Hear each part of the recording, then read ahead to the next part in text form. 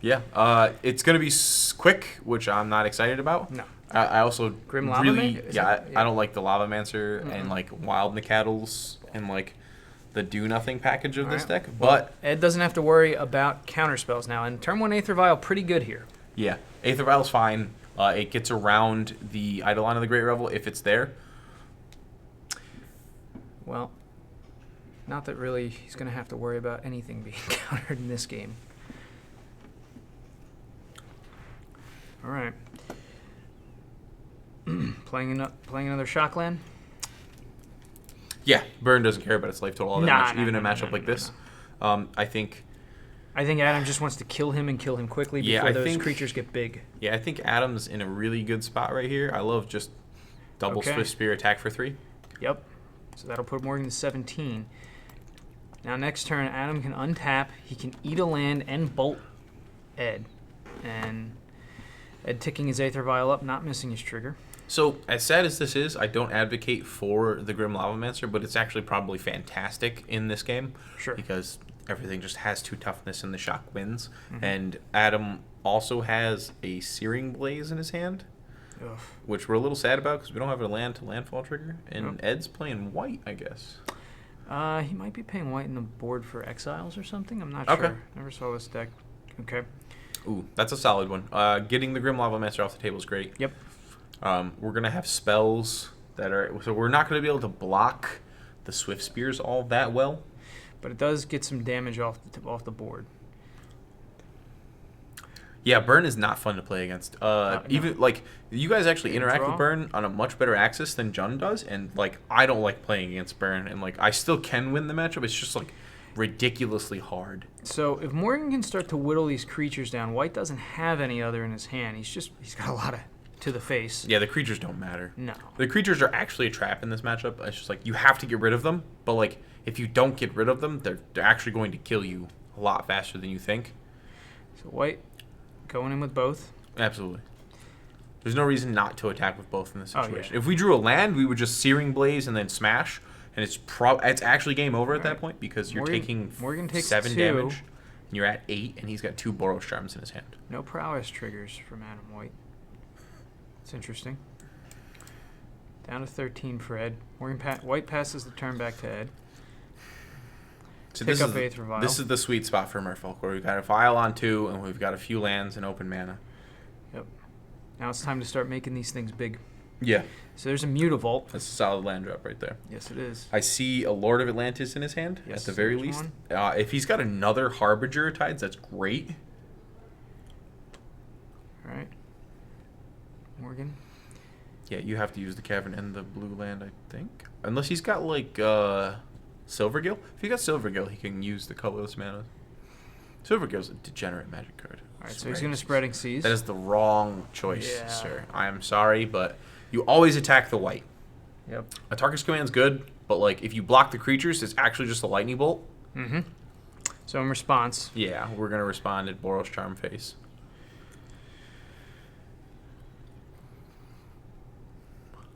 No, we charm. Definitely charm. Put him to 9. Just go to the face. There we go. Ed goes to 9. Okay.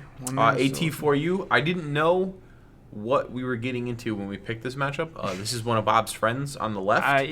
We thought the other guy was a local grinder, and so who wouldn't play Burn. So I wasn't expecting the Burn matchup quite this early. We apologize, guys. Yeah. Don't worry, it'll whittle away and go away.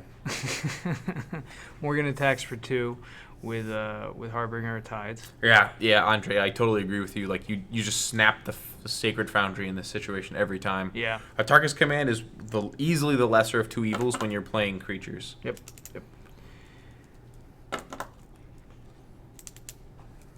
Okay. And we're gonna pass the turn. So now, White's gonna untap. He's got a fully loaded hand full of face spells. Yeah, but we can't really deploy them at all. No. I think if Adam's going to attack, he's going to need to attack before he plays this Grim Lavamancer. And now he's just locked himself out from attack. If he attacks in this spot, he's just going to get ambushed by a Lord and not be able to do anything. That's the only reason I could see attacking is it pushes through damage to put Ed at 8. and it puts another card in the graveyard. So this is good for Ed. He's gonna drop a Silver Gill, revealing the Lord, and just drop the Lord, I guess. You don't need to on that, do you? If you vial in. Yeah, it's an additional mana cost, and you're not paying the cost. You're just vialing, I would think. Yeah, I think you're not paying the cost, so you don't have to reveal. I think that's what Adam's talking to him about. All right, and then we're gonna untap, draw for turn. Hopefully, tick up our second vial of 1. Yep.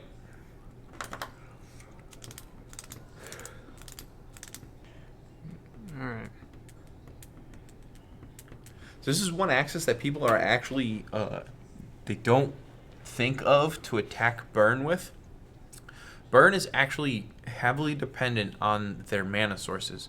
So if you actually were to board in some land destruction spells, Sure. It's really hard for the burn deck to win because they sometimes run out of their colors. Mm-hmm. If you knock them off white, like they can't cast their lightning helixes, their Boros charms. Mm-hmm. If you knock them off green, they can't cast their wild Nakaddles and their Atarka's commands. Mm-hmm. It's actually a surprisingly good way to combat the burn deck. Mm. Well, looks like Ed's gonna Put a vial on 3. Yeah. I guess we have Reedry in our hand. Yeah, okay. Yep. Mara Reedry. And now he's gonna play a Lord. So that'll make these guys pretty damn big. Yep. It's gonna be able to untap the vial and cast vial in another Reedry. Yep. That's pretty good. This is how we drew him up. Okay, and we'll go to game 2. Oh, they have Island Block. Never mind. Yeah. No blocks. I was Just like, gonna it come was just right block. through. Gonna come right through and face Adam White for everything he's got. There's the Spreading Seas. So if you're Bird, what are we bringing in? Searing Blaze, Searing Blood, Searing. I like my Merfolk well done and in the graveyard. You like fried fish? Yes. Raw fish is fine. I've had it a few times, but fried is much I'm not a sushi better. fan. The searing effects are fantastic in this matchup. I could see bringing in like Deflecting Palms if we've got them, because surprisingly, Deflecting Palm kind of acts as an extra lightning helix in matchups like this, where you just like hit that guy, redirect the damage to your face. You know what I mean? Again, it's just like prevent this damage, it goes to you instead. So again, it's like a lightning helix. Deflecting Palm is actually fantastic against Infect and Hexproof. What Deflecting Palm specifically states is it's a source of your choice. Does not target. A target. So they can't cast a protection spell, and it gets around the hexproof portion of hexproof creatures. Yep. So like I've actually won games online because my opponents just got really cocky and just like slapped more stuff onto their creatures. Like, oh, you were at 15 life and you could have just attacked me for lethal, but I'm going to stack my guy up to 15, and then you're like, okay, I'm going to attack you for more damage to feel better about myself. I'm like, sweet, I'm going to Deflecting Palm. Now you're going to lose. This has happened. It's fantastic. I did it in Standard when it was legal. Yeah, the Deflecting Palm's insane. Actually, I did it to Ed Morgan. It's so much better in Modern now because people are actually trying to kill you with Emrakul, and you just literally have to do 5 damage to the stupid Nahiri control decks, and you're just like, you're at 15 and you're attacking me with a 15. I'm going to float a white and a red and Deflecting Palm your Emrakul. Yep. I did it to Ed when he had a Pelucranos, actually. Trampled over for 1 billion damage, and it was like... That's awesome. How do you like them apples? That's great. So Deflecting Palm, Searing effects. I don't think we want like the Destructive Reveries that we might have in the sideboard because it only really hits Aether Vial. Like Spellskites might come in, but like Spellskites I think is actually a trap versus burn. The only thing that Spellskites do is they block your creatures very well, and they like can redirect Lightning Bolt and like Lightning Helix. But like what people don't understand about the burn deck is like actually half the burn spells say target player, so you can't redirect Spellskite. Interesting, really. Boros Charm says target player. Right. Skullcrack says target player. Flames of the Bloodhand says target player. Lava Spike says target player. And then what about Searing Blaze? It's target player and target creature. Right. So it targets both of them, so you can't redirect the effect redirect. to Spellskite, which is the best part about it. Kemma, I agree. The biggest issue is that the Emrakul decks do attack with all of their mana open. They probably have easily 6 mana open, and they've been drawing and discarding, so they probably have counter spells. but you want to fight them on axes that that they have to use their counter spells on, so they have less of them when you want to try the deflecting palm. Yeah. You still have to have the deflecting palm for the Emrakul. Or you don't. You probably just kill them before they kill you, but I think it's fine. Well, look, if it you gets really to want that, it. if it gets to that point. You can also target like lightning bolts and lightning helixes. Like hitting a lightning helix with a deflecting palm is great because they don't gain life and you bolt them instead. Well, so, I mean, it's a solid sideboard card for a lot of matchups. Yep. I mean, it really is. Creature matchups, the burn mirror matchup, anything that's attacking you for a lot of damage in a single swing, like infect and hexproof. Anytime you're going to find a card that kind of gets around all that stuff, it has weird wording for a card, you know what I mean? Yeah. So anytime you're going to find a card like that, it's typically going to be fairly interesting and good in the sideboard. Yeah, I actually think it's fantastic against Affinity, too, because if you ever get like a good cranial plating draw, you can just deflect upon the cranial plating. Ouch.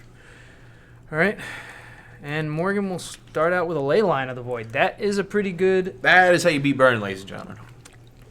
I bet you that was a snap keep. Almost kind of like, well, like if he has mana, a creature, and like some mana to cast at least a creature in his hand, and that thing, that's like a snap keep. Yep.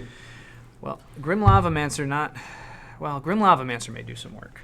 You still can't target its right. face, but we can creatures. try to keep the creatures off the table. All right, well, and that's not a bad turn one play for Ed there. Yeah.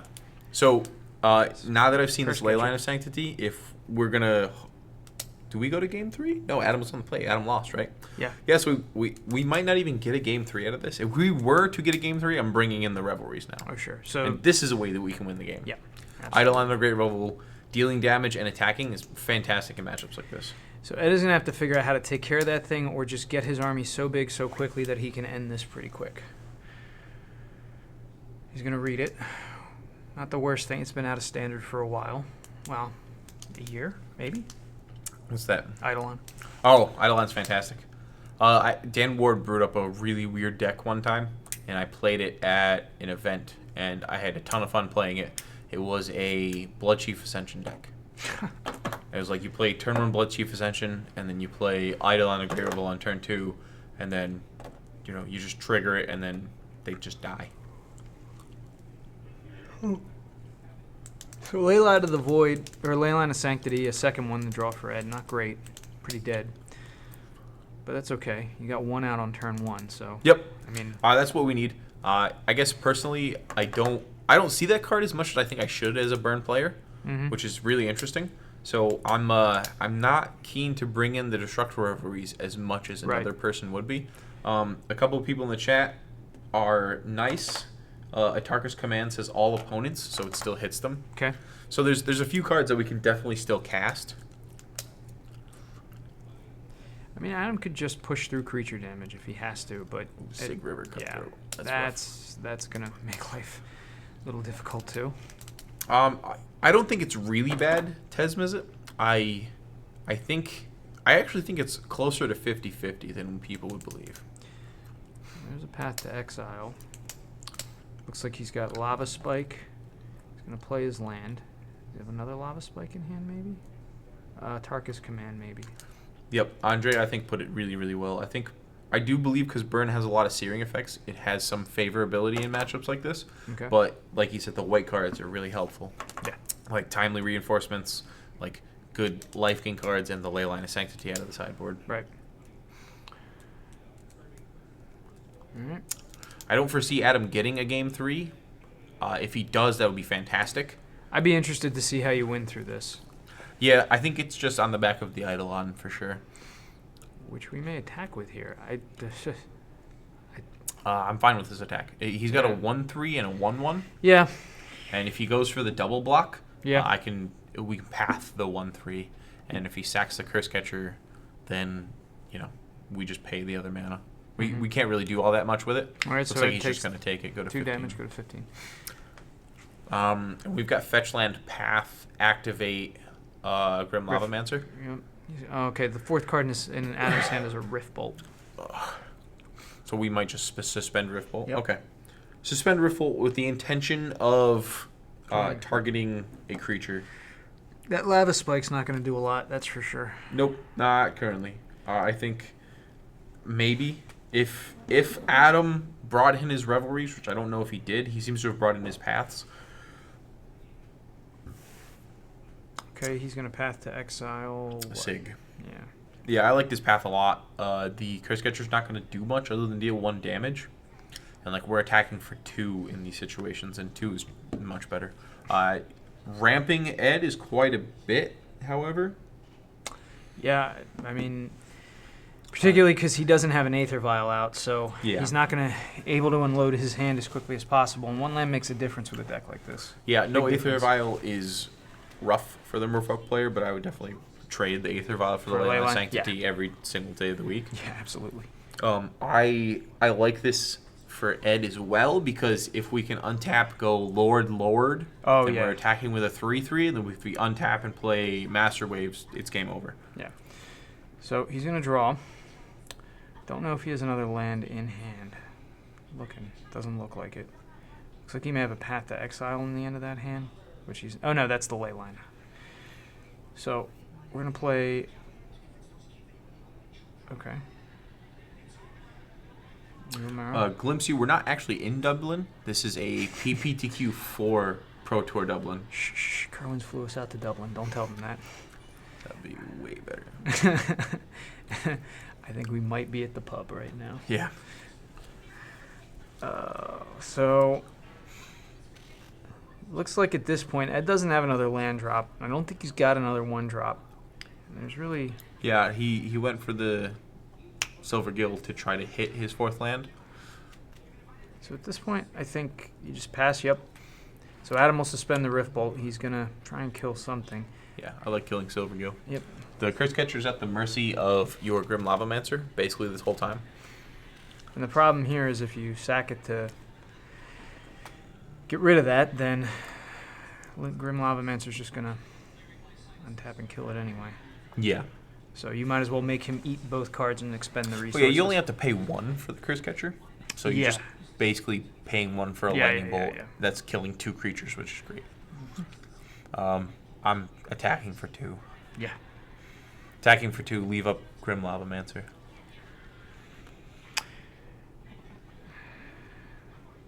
Ed pulls another land off the top. He'll drop 2 Lords. He'll make 2 3/3s. Being fine. I'm killing one of the Lords. So you see the first Lord come down, and you're all right with the first one. But then once the second one actually comes down, I don't like this. Yeah, neither do I. Yeah, that was not fantastic. No, so so we're going to get 2 11. Lords in the floor if we draw our land. And if I'm Ed, like, if I have enough Lords, I'll play 1 this turn. If I don't, then There's his 4th land. We just play the 4th land, go Lord, and then Adam's in a lot of trouble because they're 2 3/3s. Yep. Whereas if we left up Grim Lavamancer, like, the worst thing that could happen to us is, I don't know, a removal spell, but we still kill the creature. I mean, you're going to take 4 damage off the Lords, but at that point, I mean, you know, unless Adam's got other creatures, you're winning that fight then.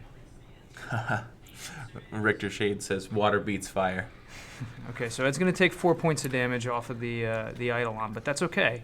Yeah, so this would have been so much better if he took 4 points off the Eidolon, but we were able to kill one of the Lords, and it stays at...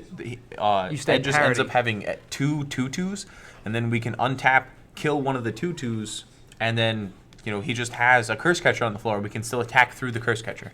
Mm-hmm. But now, like, now we're somewhat on chump block duty, because this is just 6 damage coming across. All right, never mind. So we have a Lightning Helix. Yeah, we just tear like champions off the top of the deck. This is how we play Burn. Well, this is how Matt told you how to play Burn. Just draw better. Sometimes you actually have to just draw like crazy. So at this point, we're just slamming down the Lightning Helix on one of the Lords and then hitting the second one with the Grim Lavamancer. You know, for a Burn matchup, this actually isn't like... This is going swimmingly. Yeah, this is not actually the worst. This isn't a 5-minute one.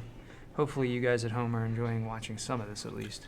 I know Burn's not fun. Marduk in the chat right now is going in with some fantastic lines because he plays Burn quite a bit. He says he's day 2'd every GP he's played with it. Mm-hmm. So it's really good to get some fantastic insight out of this. He says you swing plus a Tarka. So it's 1+3 damage because the target says each opponent, so it can hit through the Leyline of Sanctity. Right. But I think what Adam's going to do here is he's going to Helix one of the Lords, and then he's going to Grim Lavamancer the other one. and then get in and put Ed to 5. So if Ed plays anything, if he goes on the 2 Lord plan again, then like he's in trouble. And Adam's gonna effectively gain 1 life off of this.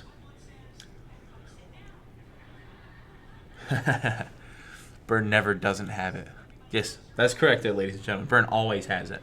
Yep. This is just how we play Burn. Okay, so now he's going to get in for 2. He's going to put Ed to 5. Yep. Right, okay.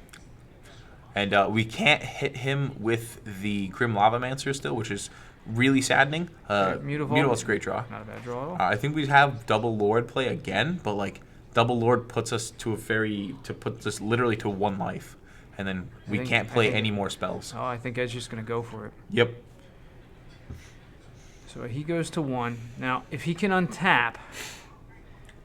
well, no, a Tarkus Command will still just do it. Ooh, Goblin Guide. Yeah, Tarkus Command's just going to kill Ed, and that'll be the end of it. Okay, so we are going to go to Game 3. Interesting. That's not quite how we write it up, but... winning through a Leyline of Sanctity is fantastic. Like, achievement unlocked. That's like 1,000 EXP. We get a gold trophy for that. Do you? Do we level up from this? PS4 does the trophy system. Xbox does the achievement system. Oh, okay. I've always been an achievement guy. Yeah. I like the trophies. Gosh, one of my favorite guys ever was the guy who was doing commercials for the PlayStation system for a while. PlayStation. Yeah, I can't remember his name, though. It's like Kevin something. Kevin Jones? No, it's definitely not Kevin Jones. You sure? Absolutely. He's everywhere. Positive it was not Kevin Jones. He's everywhere. Is Kevin Jones even here today? He is. He was 1-0 after the first round. Okay, good for him. I chatted with him. He's on the Grixis Delver of Nonsense. Okay, so he didn't know what to play, so he just played what he always plays. Yes. Fair enough. Again, that's one thing I can advocate the most. Kevin Butler, this guy. Uh-huh. He did some hilarious PlayStation 4 commercials back in the day, and there was just like an epic quote from him about playing PlayStation, and I memorized it and I loved it and it was fantastic. But one thing I remember from his days was one of my favorite things was the SOCOM commercial they did for the PlayStation 4. Oh yeah, I remember that. He was just he walked in the screen. It was like, teamwork makes the dream work, saves your keister. And then a toy PlayStation 4 move gun drops into his hand. He's like, hello, gorgeous. And I was like, it was the greatest thing. And I just loved that commercial so much. And I loved every commercial he ever did because he was hilarious. And he was one of those guys that kept coming on screen with different titles, like VP of PlayStation Relations, or VP of video game racing, or toy game racing. It was awesome. I loved Kevin Butler. He's a hilarious guy. He did great PlayStation commercials. Fair enough. Yeah, achievement unlocked, trophy gained, fighting 10,000 EXP. Fighting through a ley line of sanctity. Yeah. Not an easy task. But what else is it? Legendary weapons unlocked, we beat the ley line of sanctity. Too? Okay. Cool. So you get your purples if this was World of Warcraft? Yes. Okay. Absolutely. So boss drop is excellent. We're bringing in the Destructive Revelries now. Now that we've seen the ley line of sanctities and the Aether Vials, Revelries going to be fantastic in this matchup. Well, now you've got 8 targets. Yeah. Probably. Assuming ley maybe lines even more if he did bring in the spell skites. Oh boy. Then, I think we're just great now that we know that the ley line is there. That's one thing I kind of hated about Burn is sometimes you had a sideboard assuming people had things and you dilute your deck a little bit and make it much worse. So I wasn't ever excited about that. Thank you, Andre I. Cooper. That is correct. Kevin Butler, he's the man. It's fantastic. I'm really sad that he's not doing commercials anymore, but I'm excited to see more Burn versus Merfolk. This has been some really good matchups. And now, so wait, you played Burn. Yep. What did you get divorced from? You and Jen separated for a while, and you got back together. So Burn was really, really easy to get your hands on. It's actually the only modern deck that I fully own, which is awesome. I don't own a few of the pieces for Jund in Just modern. So you guys know, when we were playing our legacy event, our legacy match, and he was about to kill me, but with massive goyfs, I said, you know what? Why don't we just play with cards we own now? Yeah. Josh didn't agree to that. But I don't own the Tarmogoyfs. I'm missing a Liliana, and I'm missing one random Twilight Mire. So yeah, it's nice. I love the deck. I'm still piecing it together. I'm slowly but surely working my way into more cards. I used to only own 1 Liliana, now I have 3, and I have a deal to get a 4th. So I'm waiting. No ley line out of Ed. Rough start. I think he's not inclined to mulligan the hand.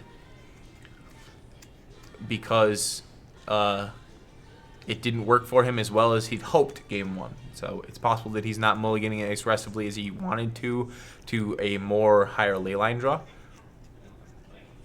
Spreading Seas turn 1 is fantastic against the burn deck. Like, sometimes they can have really, really land light draws, and like now they can't deploy a 2-mana spell because a lot of their 2-mana spells cost double red, and that's a great place to be. But now what that mountain or quote unquote island is used for, it's going to pay the 1 mana for Curse Catcher.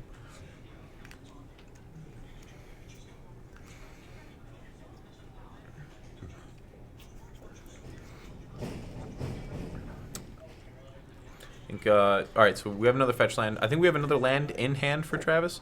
The turn 2 Eidolon would have been fantastic here, but the setback of the Spreading Seas was just too much for that. Ed playing this game very well. I like, turn 1 Curse Catcher is fantastic against burn. Turn 2 Spreading Seas on their only land is also good. You're going to force them to deal more damage to themselves and fetch for more colored sources, which is great when you're playing an aggressive deck. And if you can keep combating their mana like you are, you're going to have a really good time playing against burn. So white got a lot. Wow, is that an Alpha Lightning Bolt in the hand? I have no idea. It's black bordered. It is pretty. Look at that. Foreign black border. Okay, FBB, probably like 3rd or 4th edition then. So it's probably something you would want to own. It's Japanese. I would want it for sure, but they're rather expensive. And I can get Japanese like M11 copies at a reasonable price. So it'll put it to the face. We'll put it down to 16. Big Bad Burn. Okay, this Merfolk player is actually playing white, and you can definitely cheat on the ley lines quite a bit by just having them in your opening hand. So you don't ever have to actually cast them. So Morium bouncing back the Swift Spear, attacking him for 2. Good not a horrible tempo play. Nope, that's a great tempo play. Particularly because Adam's only got 1 red source right now. Yep. Yeah, he's got another one in his hand. Okay. We're gonna be able to play it this turn. There we go. I don't know what our turn looks like at this point, because having this -1 mana is really bad. Like that colorless mana, because I'm never gonna call it blue mana because it's just not blue mana. It's colorless mana. It really doesn't do anything for the deck other than help pay for the Curse Catcher. So this is why I like combating the burn player's mana base, because sometimes it's just too awkward for them to play. They can only play 1 spell per turn. And he's going to take the full 3. Yeah, and you can start getting ahead on board because of that. Yeah, and that's the other thing. It's like when you combat their mana like this, Adam's actually done, 9 points of damage to himself, and then Curse Catcher's done 1. I mean, the thing here is Adam needs to get a board, because if Ed slams a Lord down next turn, he's going to start taking some decent chunks of life off of him. Yep. Yeah, no, the Harbinger plus Curse Catcher is going to be an attack for 5. So he's got an Eidolon in hand. I think we have to Helix here. Sure. I like the Helix plan. Put you back up some. I don't like the Eidolon plan because the Lords outpace it, and you are actually behind in the life total. Well, he's going to go with the plan you don't like. That's fine. That's why I'm here and he's there. Well, I don't know. Well, we set up our whole day to talk about other people playing Magic, so that's what we're going to do. So he has a Master of Waves in hand, too. That is the absolute beating versus the burn deck. And we might just deploy that now? You think he got 4 mana open? That's what it looks like. The way he shifted over his creatures. Looks like he's preparing to put multiple permanents onto the floor. He's got Devotion is what? 1, 2, 3, 4, 5? Yeah. Devotion would be 5, which would be fantastic. And there it is. Master of Waves. Yeah. 5 1-2s. Or 2 1s, rather. Or I have dyslexia. Yeah, 5 1-0s. They get +1/+1 from Master of Waves. But I really like this play, and this really goes to show how ridiculous trying to have answers to certain things can be, because we see the Destructive Revelry in Adam's hand.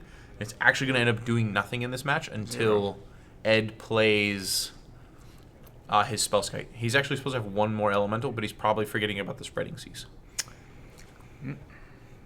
That's on him. Yeah, I don't know how that works. I'm probably sure it's just like under the mistrigger portion of it. Nope. The judge grabbed it, so he should have a 5th one. He missed it. Yep. Yeah, okay. So it's probably not something you can miss. Right, you have to have it. Yeah, it's what your devotion is. So, and this is another thing. Like, Adam really needs a Path exile in this situation, but Path's not going to get him out of this. Path's just going to make this, better for Ed to start deploying more threats later. So Adam is going to block something here. The question is what? Yep, obviously going to stem some bleeding, get rid of the Harbinger. Yep. Eidolon's not doing anything. He was definitely on blocking duty when we played him. So we need a Path exile. And one of the people in the chat said something good. Marduk, actually. Wow. Marduk, real good. I'm really glad to have you in the chat supporting us. We can Destructive Reveille the Spreading Seas. Yep. But at this point, like, we're actually, just staring down 12 damage and just Master Waves alone. So we're in a lot of trouble. Not even the Lightning Helix. And he extends the hand. Yeah. There you go. If we had another land, maybe. But. And so Ed Morgan will progress forward, winning with Merfolk versus Burn.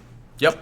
Interesting matchup. It's a pretty close matchup, I'd say. We saw the Burn player win through Leyline of Sanctity with nothing to get rid of it. And then we saw the Burn player have a pretty medium draw. But, we attacked one land out of the Burn player, and that set off his entire game plan. Yep.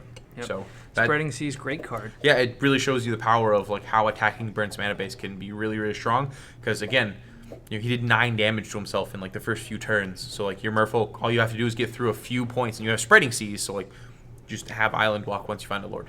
Yeah, and that Island Walk can be really, really savage. I mean, it totally blanks out creature-based strategies for blocking. Yep. And it really lets that deck face you really quickly. Oh, absolutely. Yeah. It used to be one of the scarier decks to play when I played Tron. Yep. Because they have a very fast clock. Turn 3 sometimes didn't get you there. Yeah, and then Spreading Seas is very good against you. Oh yeah. Main deck. I like the Merfolk matchup. I'm fine with playing it.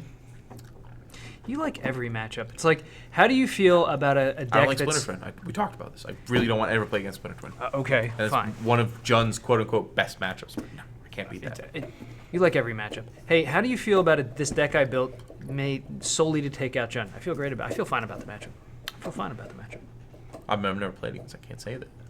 But I've played a lot of Merfolk decks, and I think the matchup's good, but I've lost it a bunch of times. I played against Infect, and I'm supposed to win that, and I've lost that a bunch of times. You know what I mean? Sometimes you just don't have the removal spell you need. Right. I really like playing Modern for that reason. It's just I've lost 80-20 matchups in my favor. Sure. Fair enough. What I mean? Just got crushed by an 80-20 matchup, and I was just how did this ever happen? Magic's variance. Dude. This is how we play. This is why we play the game. You just didn't draw good. Yeah. You no, I mean better. I drew fine. I needed one better draw. I needed one of my burn spells to become a Skullcrack instead of a regular burn spell, and then I could Skullcrack him, stop him from gaining life, untap, kill him. But I just kept drawing regular burn spells. So I was okay, this is fine. I'll keep going. So yeah, I'm good with getting Ed. Yeah, we can bring Ed into the booth. Ed's one of your buddies, so I'll let you basically take it over. Okay. Thanks to everybody in the chat. People are guys. saying good things about me, so I'm excited about that. Well, you are the local star here. I'm just. Star is aggressive. I'm just a character. Yeah, come on over, Ed. You play Jund. Yeah. I want. Grab a chair, Ed. If I could get everyone to talk to me like you talk to me about Jund, then I'd be. Well, totally all things in life relate to Jund. Yeah, I've learned this over the 2 days that we've been together. Well, not in the center everything. here, Ed.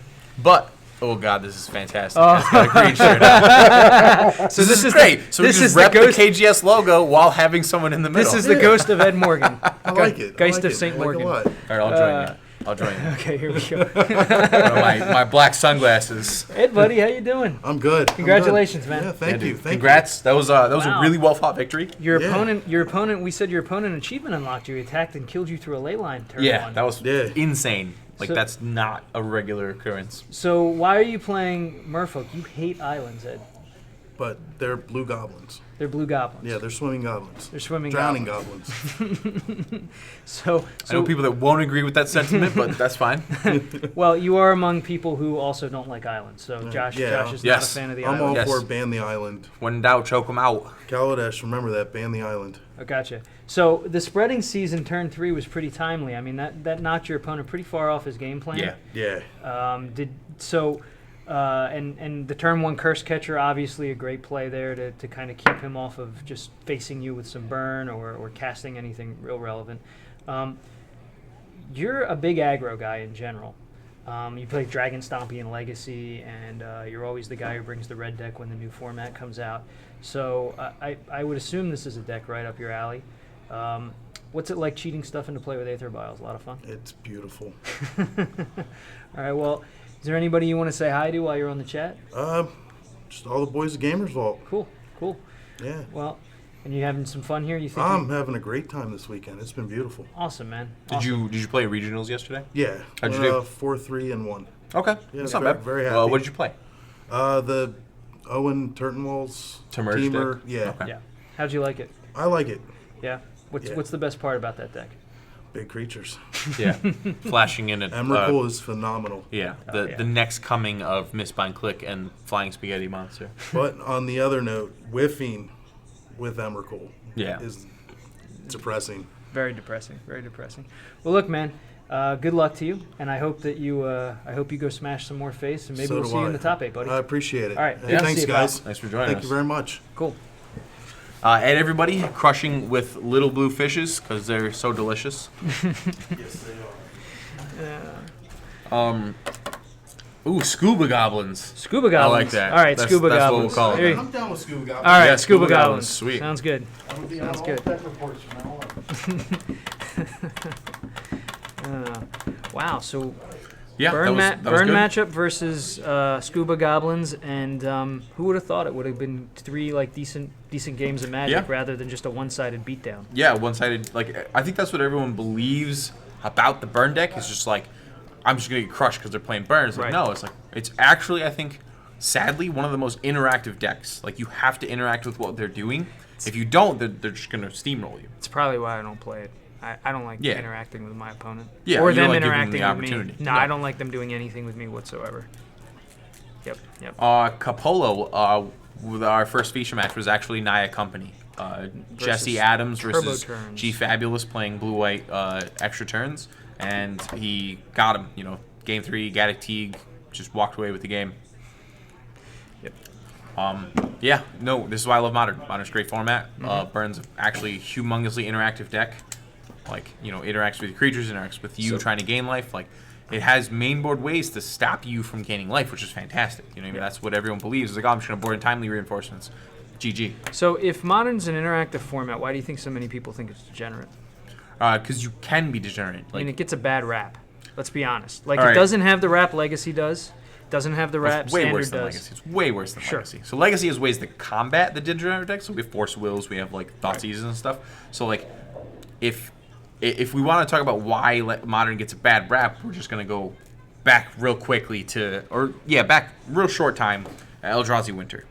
I don't know if you remember what happened to the Pro Tour, but everyone's just like, wow, these Eldrazi creatures are degenerated and terrible, and we're just gonna slam them, and nobody can ever beat them.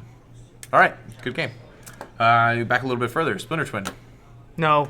Pretty don't do dominant. this. Don't do it. All right, so we're not on the same scale as the Eldrazi Winter, but it's a pretty dominant deck that forced a lot of people to not do sweet things because they couldn't stop the combo. Here's the problem. Burn's a combo deck. Yeah, but Burn's a simple combo deck that doesn't stop people from doing sweet Yeah, it things. does. It stops me from playing long enough to play all the stuff I want. All right, but here's how you stop that. You play life game, play Yeah, but- counter spells, play Leyline of Sanctity. I'm still upset about You this banning. slow the burn deck down to the point where you can play with them. How do you slow down the Splinter Twin deck other than auto killing the Pestermite? And if they Counterspells. know you have the auto kill You for play the blue. Pestermite, You play blue. You Yeah, play but blue to combat blue. if you know they have the Pestermite and they're gonna combo you, and if you know they have the path, and you're just like, okay, I'm just gonna not play it right now. Right, well, Go. if you have enough blue spells and counter spells, you can get through all that. I mean, if everybody just played blue, none of this would happen. Yeah, I mean, I was playing Burn in the format with Splinter Twin, and Splinter was horrible. We were playing Path to Exiles and Rending Volleys to stop the Splinter Twin combo. These are just literally for this matchup. We're never playing this card outside of this matchup, but we like lose to this like so much. We can't not play these cards. And like I think when a deck is that bad, like back when Treasure Cruise, when people were main boarding Pyroblast to combat Treasure Cruise, like this card does nothing versus like Maverick and Death and Taxes, like other matches, and like Jund. So like it just does nothing, like a literal nothing. But like Treasure Cruise is so good, we're playing this card main board. Right? Like when it gets that bad, then something's got to give. You know, Birthing Pod was really, really consistent, and I think Birthing Pod. Less than being degenerate, I think the problem with Birthing Pod is it had to warp the way Magic or Wizards was printing creatures from the rest of the time. Sure. Right, so that's why I think that card got banned more so than the deck being degenerate. I can agree with that, and I can agree with Treasure Cruise. I mean, look, you know, anytime you build a card that cheats on mana, it has the potential to just get broken, and Delve is a mechanic that cheats on mana and just Delve is huge. The Phyrexian mana spells are huge. Like people are talking about this, like Wizards messed up when they made these Phyrexian mana spells. Wizards messed up when they made these blue Delve spells. Well, you know, I don't know. Delve in Standard was busted. Not busted. Busted's the wrong word. I don't ever look. I played Standard during our time with Delve. Dig was fantastic. Dig was great. Dig was a wonderful spell, and Treasure Cruise wasn't bad in certain decks that it was in. Nope. But at the same time, I don't know that it. I just think it's much more busted once you get back to the Eternal formats. You know, I think the real problem with the Delve spells was they were printed in the literal same set, not even the same block, same set as the reprint of the fetch lands. If that hadn't happened, I think it would have been a different mechanic in Standard. Yeah, I personally. I don't think the twin ban was entirely necessary, but I can see why it was banned. It was definitely warping some of the format. Yeah, but it warped it in my favor. I like the deck. And warped how some people had to play their decks. Again, I don't think it was that bad. I really don't. I lost to it all the time playing Jund, and I'm not supposed to, and I still think the deck's fine, right? I'm fine with having bad matchups. Like you can't play a deck not having a bad matchup. Yeah. No, totally. How we doing on all our matches? I have no idea. We can find out.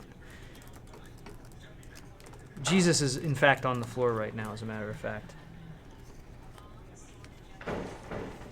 Wasn't broken, but very good. Yeah, Delve was very good in Standard. Like, Treasure Cruise was actually not that good in Standard because, like, 3 random cards out of your Standard deck were not as good as 2 of the top 7. Right. Like, the decks that wanted to draw cards wanted specific cards and specific matchups, and like the selection was great. Yeah, I mean that card basically read Scry 7, pick 2. Yes, Scry 7, draw 2. And you know what was even better than that? Bouncing it back with Narset.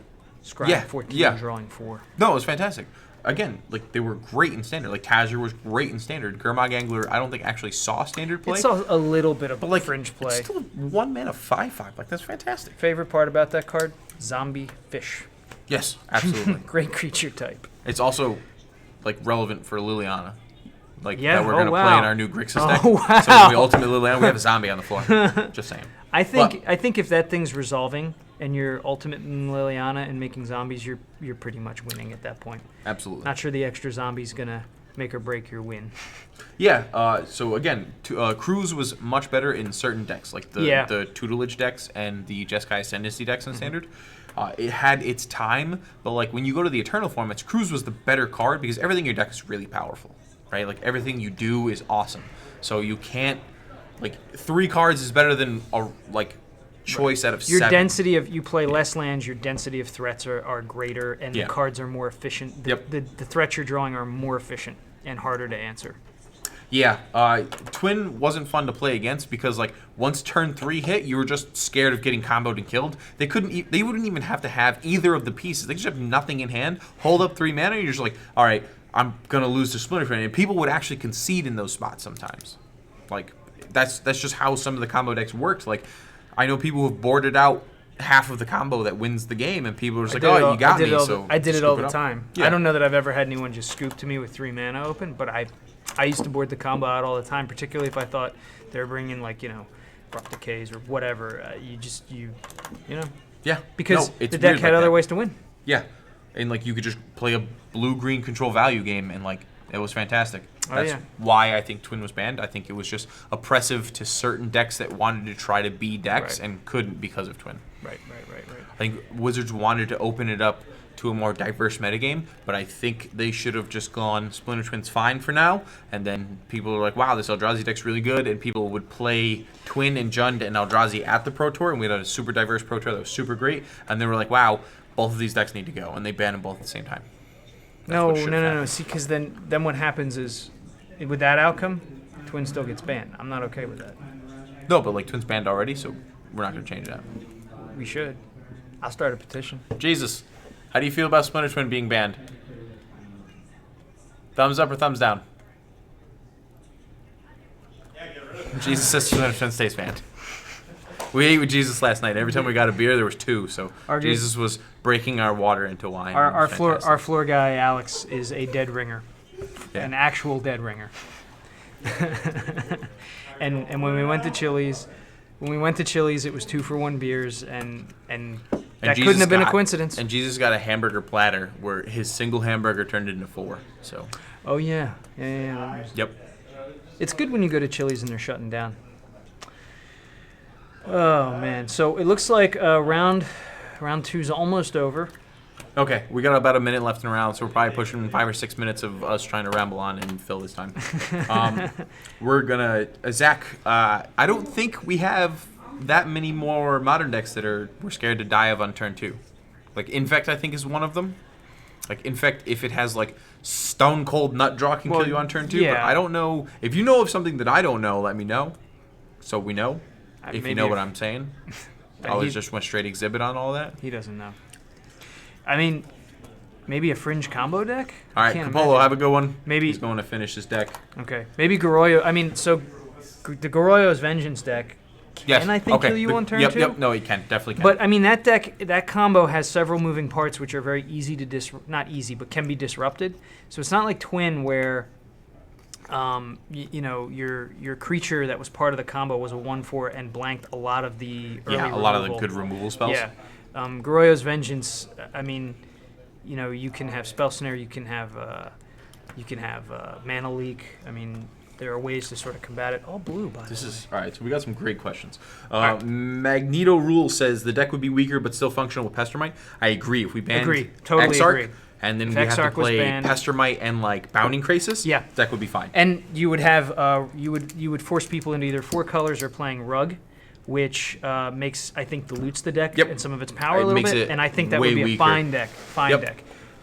Gorios, you are right. Or Zach, you were right. The Gorios Vengeance deck is definitely a turn 2 kill deck, and something that might need to be banned. Seihoke, you are not early. We are in between round 2 and 3 right now. We're going to try to bring you a feature match as soon as possible. We just got to wait for the matches to finish, and then we will pick a feature match for you guys. Yeah, we sometimes try to get the 2 for you guys. The problem is if they're in the middle of game 3, we don't want to pick somebody up and move them to the table. So we kind of just have to wait. So, to answer Mana Warrior, thoughts on bringing Pod back? I don't think we can bring Pod back. No. I think the deck that Pod is in is not what's busted about the deck. It's very consistent. It's very good. I think what's busted about Pod is that you cannot print creatures as amazingly as you would possibly want to because Pod is so good. And it's, surprise, a Phyrexian mana spell. Like... Look at that. A few of those were very degenerate. So many, like one of which has been banned in Modern and Legacy. I mean, let me say this. When you're playing a common Phyrexian mana spell in Vintage, that Panther, that's a 3-drop and one red Phyrexian mana, like when that card sees play in Vintage where you're doing all sorts of busted stuff, that mechanic is nuts. What guys do you wish was a tier 1 deck?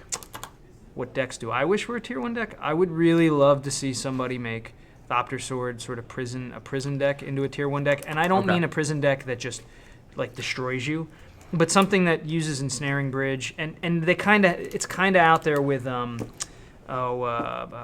Ghoulcaller's Bell and Lantern Control. Yep. I mean, I would say that's pushing tier 1. It's 1/5 if it's played correctly, but something a little more interactive. Yep.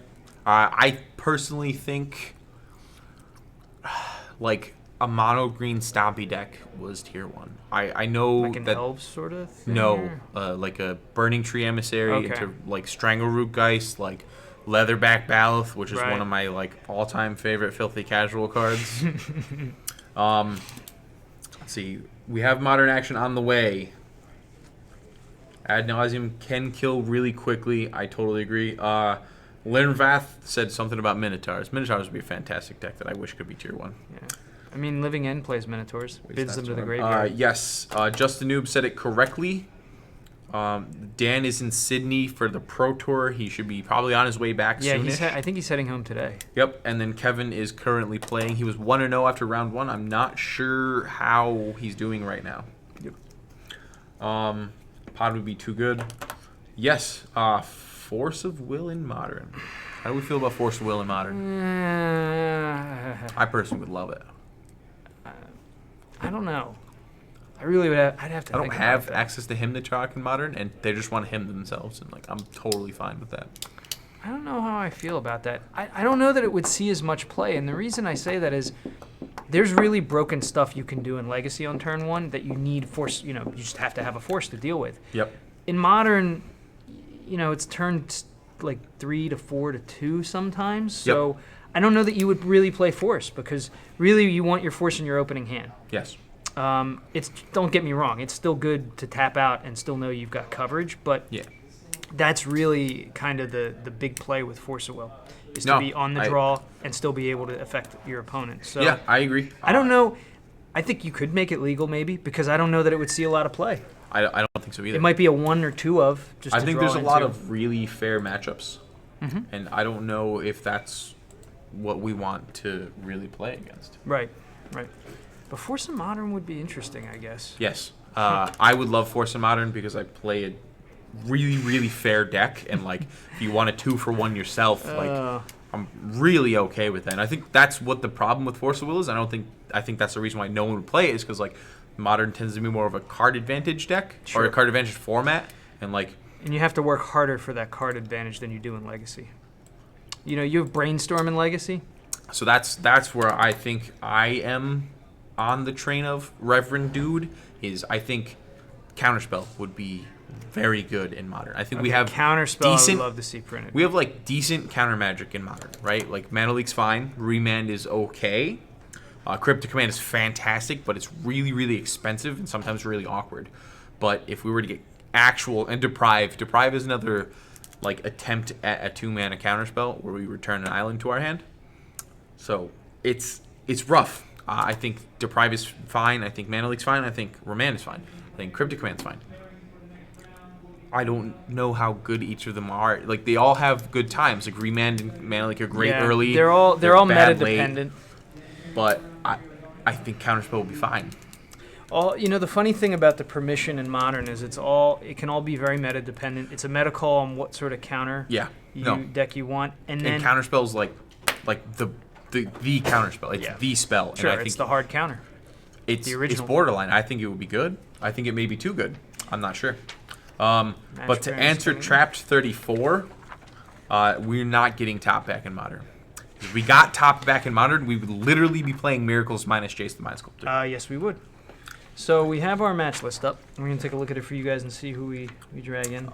That's one of my buddies. Craig Cressy. He's a it. pretty good Magic player. John Delano is a Pro Tour caliber Magic player. Yeah. And he's probably playing Jund because I don't know if he plays anything else. Well, Your buddy versus Scott Collette's probably great. Jesse Adams is 2-0. I don't see Daddy. Let's get it now. Is he on here at all? Did Daddy lose? Daddy must have lost this round. Well, he couldn't have dropped. No, I don't know if G Fabulous is anywhere. I don't see G Fabulous anywhere either. He may have. I don't think he may have 0-2 dropped. Yeah, he's got a ride home sort of. Well, there's Kevin.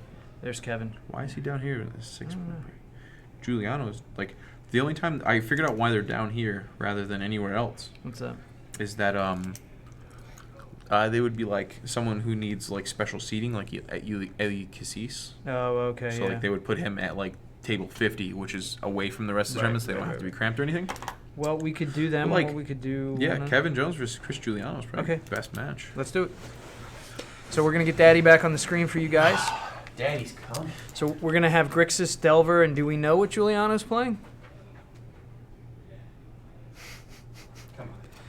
He's probably playing Jund. So sit tight for a minute, guys. We're going to bring you Christopher Giuliano, and we're going to bring you Kevin Daddy Jones. Let's see if there's any more questions over here from the chat.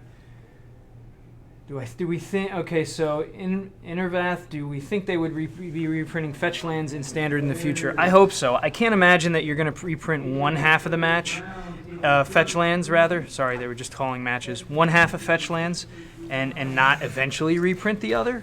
And if you look at the pricing on fetch lands, they don't. When the reprint happened, certainly fetch lands went down. Cons was a very open set. But I don't think that they've dropped the price horrifically. Maybe I'm wrong. Somebody may prove me wrong in MTG Goldfish or something. But so yeah, I think eventually we'll see the reprint. I just don't think you can have them back to back or even this close, because the other problem with fetch lands in Standard was it was like playing Modern. It was crack. It just the games took so long. Would we be losing Jace when the fetch lands come in Standard? I could see that. If Jace rotates when the fetch lands come, then I think I'm alright with Jace. Like Kaladesh fetch lands? Because Jace goes. Yeah, if Jace goes, then I think it's okay. Yeah, the problem is, though, I would love to see fetch lands reprinted just, because they'd be more available. More people would then probably get into Modern. No, we still have the battle lands, yeah. So we can't have fetch lands. Yeah, but the problem I have with fetch lands, so I would love to see them from like a inclusiveness standpoint of the other formats, because it'll make them cheaper, at least for a time, to get for new players.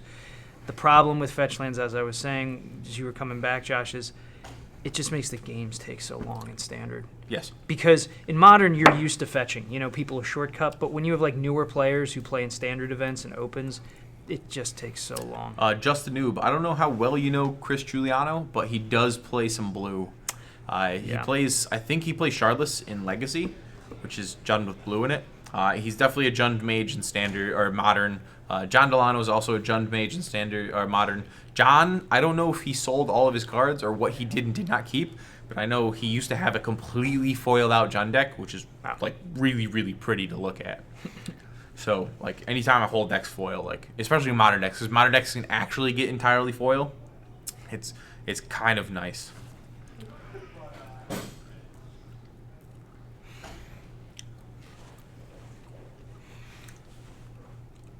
Oh, okay. Yeah, Mana Warrior says it perfectly. Tireless Tracker would still be in Modern. Yeah, so, okay. Like, Tireless Tracker's got to go. That's got to go. So I remember how busted that card is now? Yeah. Yeah. Have you seen that card in Lands? How many clues would you like? Have you seen that card in Legacy, like the Lands deck? Like they bordered it in Lands. Like, the card's insane. It's great. I play Lands in Legacy as well as Death and Taxes. No surprise there to you, I'm sure. It's your boy Paul. Robert and Josh. If one card could be unbanned from Modern, what card would be the most detrimental to the format? Say that again. If one card could be unbanned in Modern, what card would be the most detrimental to the format? All right, so I'll tell you what. Let's go to the match. Let me bring up the Modern ban list so I can answer that intelligently. It's not hard. I don't know. I haven't looked at the ban list in a while. Ban list, and we'll see what that ban list is. Ban restricted list. Magic the Gathering. So Kevin Jones, Christopher Giuliano, shuffling up here. Let's see. Modern. Ancient Dead, Birthing, Blazing, Bloodbraid, Chrome Mox. Cloud Post? I could see Cloud Post being really busted. You